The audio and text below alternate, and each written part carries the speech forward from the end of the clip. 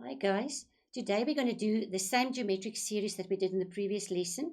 Now we're just going to do proper problem solving. The type of problems, really good ones that you're going to see in the exam. Good, so after this lesson you should be able to do any geometric sequence or series. Remember, series is where you add them up. Problem. Let's start. A hot air balloon rises vertically. So actually see the picture in your mind, it just makes it easier. So there's the hot air balloon going up, it rises vertically. The following geometric sequence gives the meters in which the balloon rises every consecutive minute. Now you must read carefully. So I'm just going to write it here. This is the rises. So it starts on 64 meters and then it rises to 60.8. But it actually...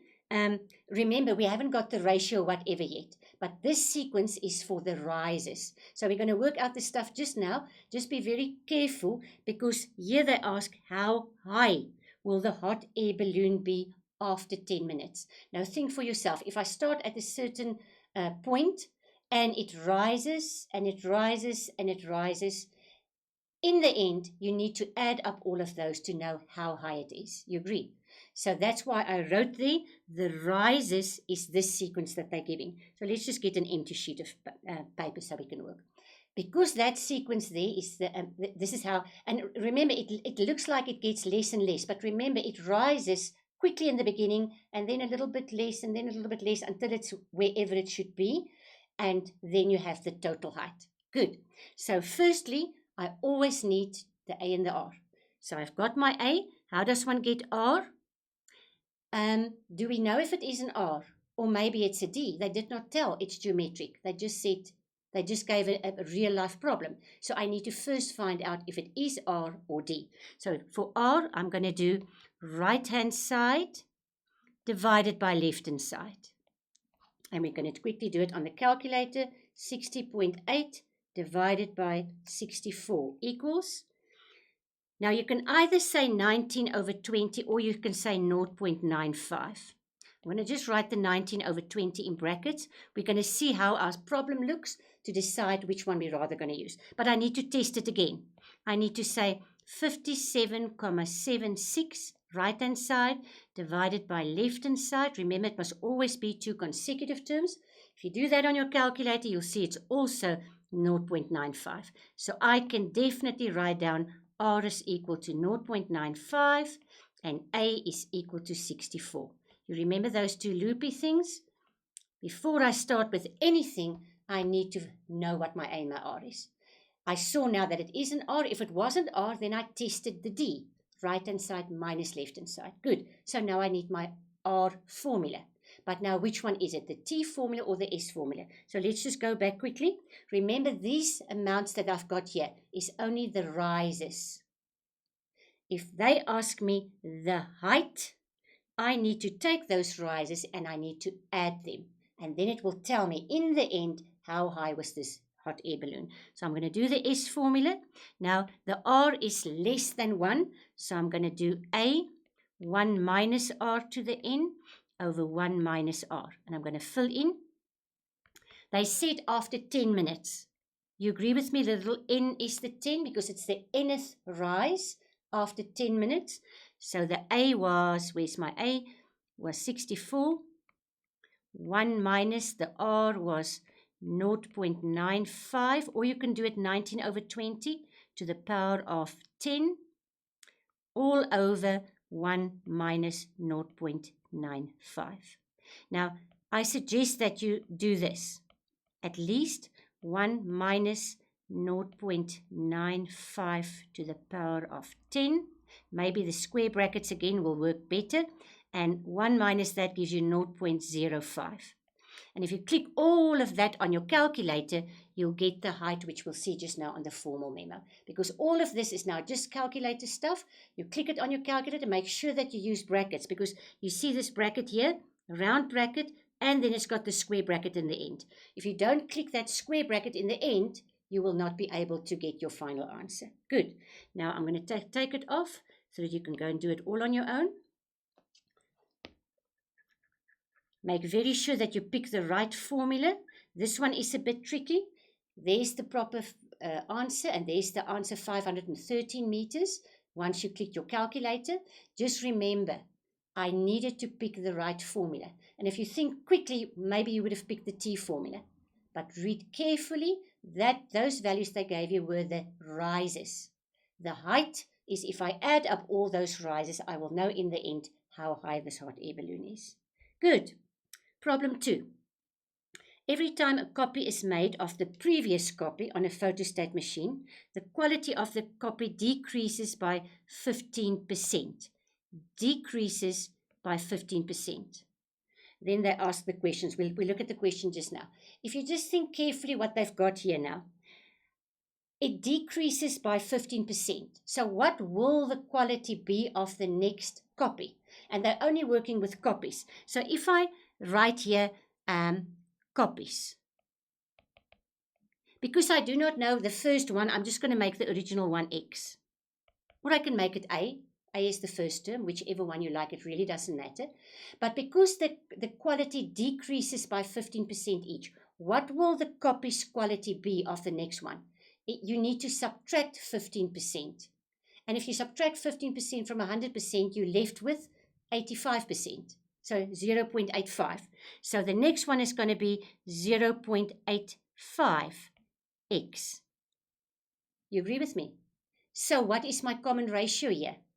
If I take that one divided by that one, my R is equal to 0.85. Do you all know where I get the 0.85 from? I'm not using the 15, the 0.15, because that is how much it decreases the quality of the copy. So if I want to write down the quality of the copies, I need to see what is left. If the quality is 15% less, what quality is left? 85%. And it's just easier to write 85% as 0.85. Good. Then they ask, how many copies? So what are they actually asking me? How many copies? They're asking the N. How many copies can be made before the quality of the copy is less than 25% of the original copy? Now remember, of the original one. So 25% less. So you agree with me that is 0.25, but it must be less than 25%. Okay, let's get some space and let's write it properly. Each copy decreases by 15%. So we already said the A is going to be 0.85x. Now I just want to go back quickly. You remember when I wrote this down, I said we're starting with the original, which was X. But my sequence is about the copies. The whole sequence, the whole problem is about the copies I'm making. So that little X here I only used to get a start. But my first copy was, let's just do the next one. The next one will be 0.85 square times X, because every time I'm multiplying by 0.85, multiplying by 0 to get the quality of my copy. So can you see it's a little bit more complicated? That's why I say these are proper exam questions. If you can work through these ones and you can do it all on your own, they can't ask you anything that you cannot do. So don't think it's too difficult. Once I've explained it, you listen carefully. So the tricky thing here is that you do not use the X as your original, your first term, because that was the original page. They're talking about the copies you're making, So that is why my first term is then 0.85x. Good. And they say there the Tn.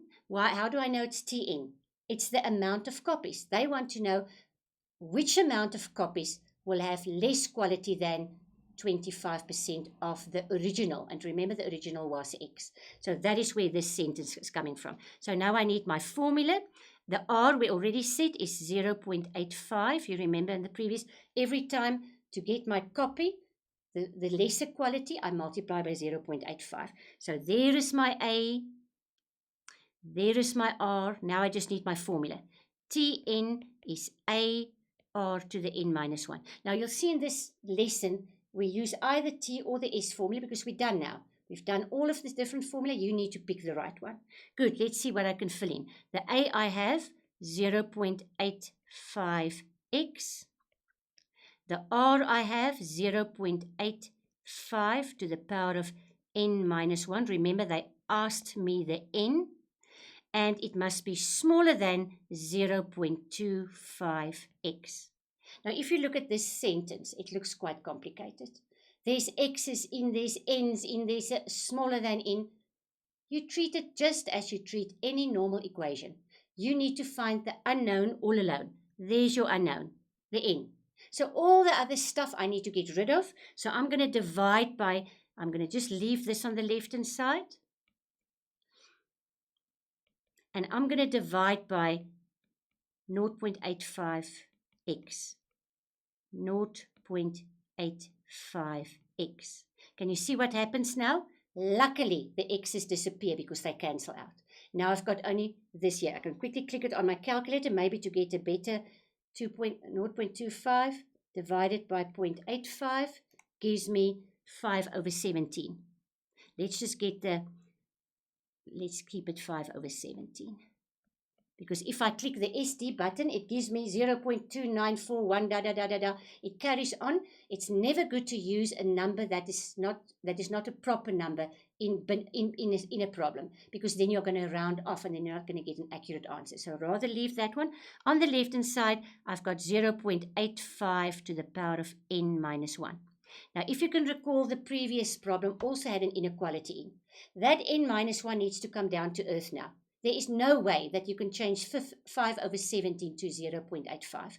So I will need to change it back to logs. Remember what I said, to be safe, rather put the log word in front of each side if you've got an inequality. So I'm going to put the log word in the front here. I'm going to put the log word in the front there. And then I'm going to do what my laws say. I'm going to bring the n minus 1 to the front. And this log 0.85 is just done all on its own. That log is still all on its own. Now, remember, I want the n minus 1 all alone. So I don't want this log value here. But now there's also another tricky thing. Just to be careful, I'm going to click log 0.85. It gives me a negative answer. Now, you know, when I divide or multiply by a negative answer, what happens to this sign? It swaps around. So that smaller than sign now becomes a bigger than sign, because I'm going to divide now this log 5/17. 5/17, I'm going to divide by log 0.85. And on the left-hand side, I just have n minus 1. I actually want n, so I'm going to just take the 1 over. So it will still be this whole big fat thing over log 0.85. And I bring the 1 over. Please don't grab your calculator in between and click, click, click, click, click, and get all those answers separately, because then you're going to tend to round off, and then you will not get the right answer. Do the whole working out, and once you get here, you click your calculator and you make sure that you get the right answer. Now, we'll check the right answer just now, because it takes time to, which we don't really have. If you do that, there's just the explanation. If you do that, there's the answer. N must be greater than 8.53. Now, if it must be greater than 8.53, the first number greater than 8.53 is 9. So the ninth term will be, the eight copies will be good, because that's actually how they asked it. The other qualities will be less than 25%, and that's why only 8 copies will be really good, and from the 9th one onwards, it will be a little bit unacceptable. Good, I'm just going to go back here, because you know you have to always do your own one without looking at my answers, and you must think for yourself, what do we have here, what do we want here? And again, there's the answer, there's the proper description, and you can do it very easily. Then problem 3, you will see is very much the same. Here it loses a 6, So let's just quickly highlight that. It loses a 6. So we start off with a tank of water, and it loses a 6 of the water each day. And then they ask you questions about it. So you can see it's very much the same as the previous one. It's what it loses, but you want to know what is left in the tank. So if it loses 1/6, what is left in the tank? 5/6. good, but you're going to do that all on your own. There is the answer afterwards that you can check carefully, and then we'll do another one properly because there's something here I need to explain to you that maybe is a little bit more difficult.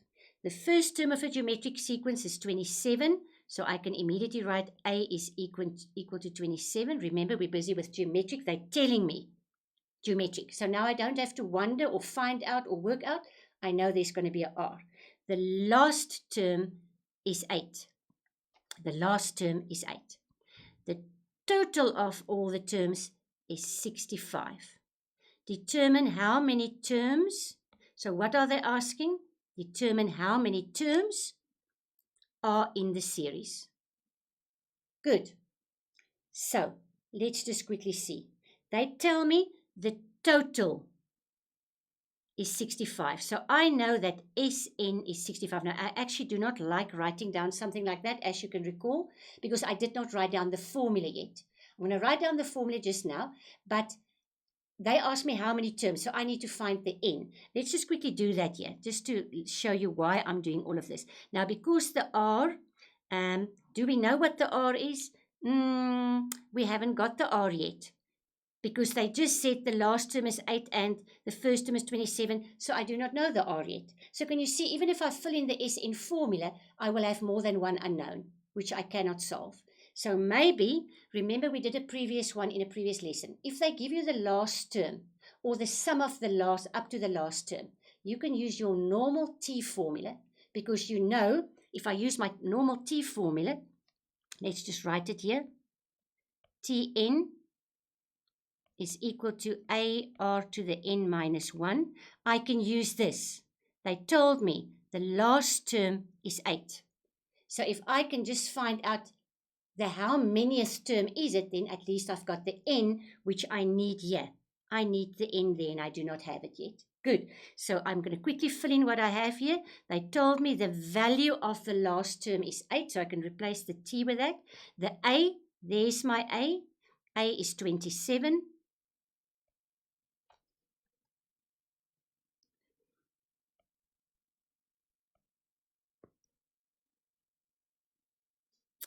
And r, n minus 1. Okay, so now we've got two unknowns. We've got the r and the n. So somehow I need to find a bit more. I need to find out what the r is, which I do not have yet. So there is one formula there with the r and the n in.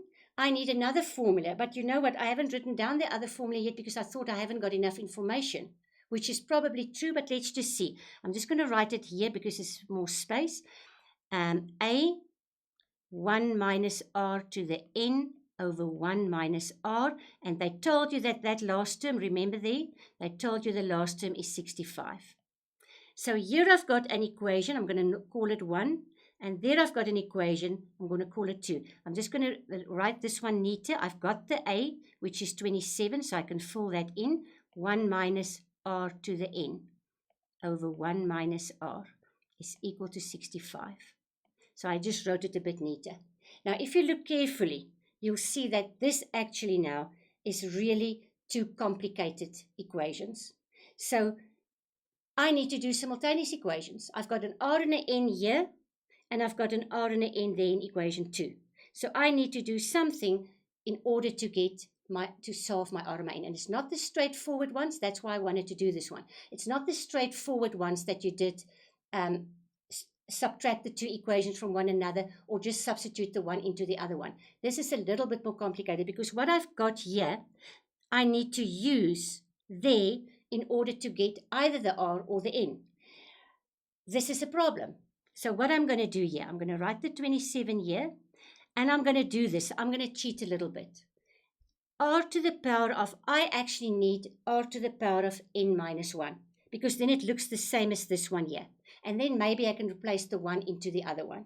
And actually, I need the 27 in the front as well. So maybe, let's just do that and we save one step. Let's just get my pen back. If I have my 1 minus r here, I'm just going to do this. 27 minus 27r to the n over 1 minus r is equal to 65. Now, if you look at this thing here, it's 27r to the n minus 1. Here I've got also 27, but it's only r to the n.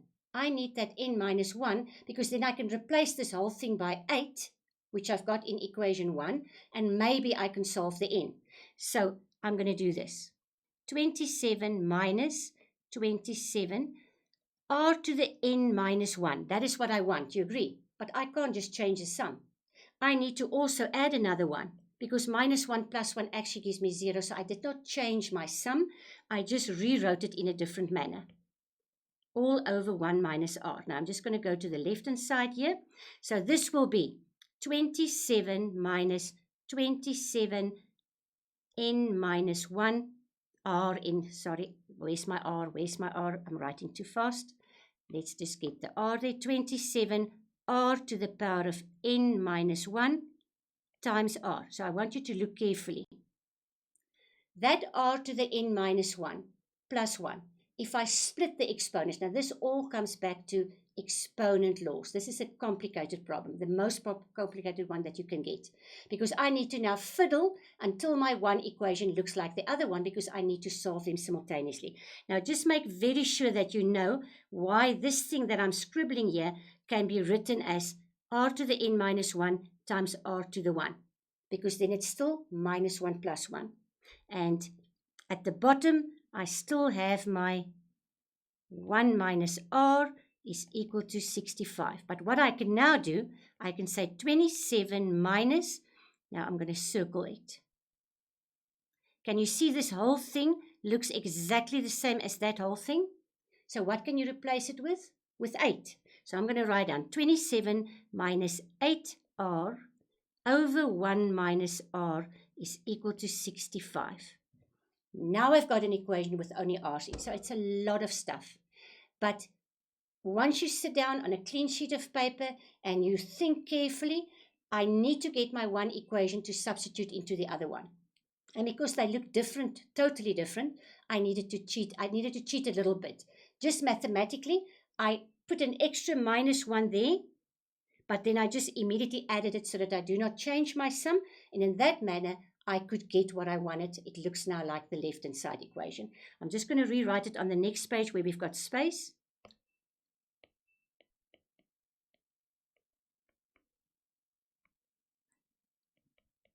I'm just going to make sure that I wrote it correctly. 27 minus 8r, 1 minus r is 65. Okay, to solve that, we do 27 minus 8r is 65 times 1 minus r. Why do we do this? We never work with fractions in an equation. And now I multiply this out, 65 minus 65r. There I've got 27 minus 8r. I'm going to bring the 65 over here. It's going to give me 57r. I'm going to bring the 27 over there. It's 8, 5 times 2 is 3.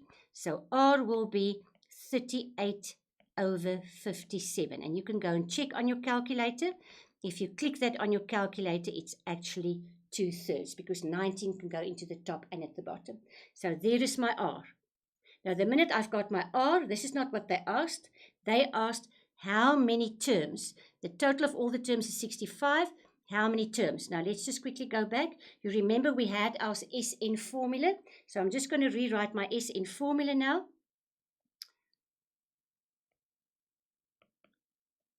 One minus r to the n over 1 minus r. I got my A, it was on the previous page, it was 27, so in the A space, 27, 1 minus r is now 2/3 to the power of n, all over 1 minus 2/3, and that all should equal 65. So let's just write it neater. It's 27, 1 minus 2/3 to the power of n. You see all the brackets, so let's make it square. Not so squiggly square, we can make it a neater square, all over 1/3. Now I prefer to first simplify the bottom one, because if I've got 1/3 now, in order to get rid of 1/3, I need to multiply by 1/3. And I need to get rid of this 27, that we need to divide. So I'm going to divide by 27. I'm going to multiply by 1/3, and that should give me 1 minus 2/3 to the power of n. Now I want that n all alone. So I need to bring the whole term to the left-hand side, 2/3 to the power of n. will be equal to 1 minus a third times 65 over 27. Now again, if you look carefully, you can see 27 is 3 to the 3, and the other 3 will give me 3 to the 4, so you can do all of that, or you can just click your calculator, which I'm going to cheat a little bit because we don't have a lot of time left, and I'm just going to do this 2/3 to the power of 3. If you do all of this, you'll get 2/3 to the power of n is 2/3 to the power of 3. And then you can just say n is equal to 3, and it will give you, plus 1. Sorry, I forgot the 1. Oh, we forgot the 1. It's plus 1 here. So it's 3 plus 1. Now that looks very untidy, but luckily I'm going to show you the proper printed one now. So actually n is equal to 4. Because remember, we had this 1 there, and for 1 minute I forgot to add the 1. We took the whole thing to the left-hand side, but we still have the 1 there.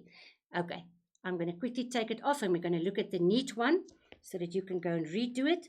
Let's just quickly revise before I get to the proper answer. Whenever you get something like this, and there are 2 equations with 2 variables in, you need to do simultaneous equations. Now, there are 2 basic ways, which you all know. We've done many of them.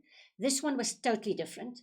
I had to cheat a little bit mathematically. I had to add something and immediately subtract it again so that the one equation can look like the other one, so that I can do the substitution thing. So there's all the answers that we did. There's your R, that is 2/3. You'll go through this very slowly after you've done it. And there's the n, which is equal to 4 that we did in the very end. But you're going to do it on a clean sheet of paper without looking at any of this. And then automatically we're giving you an exercise with some extra practice, for some extra practice with the answers. And you cannot get any more difficult than this. Go and do this, practice it on a clean sheet of paper, and you'll be fine for your exams. Good luck with that.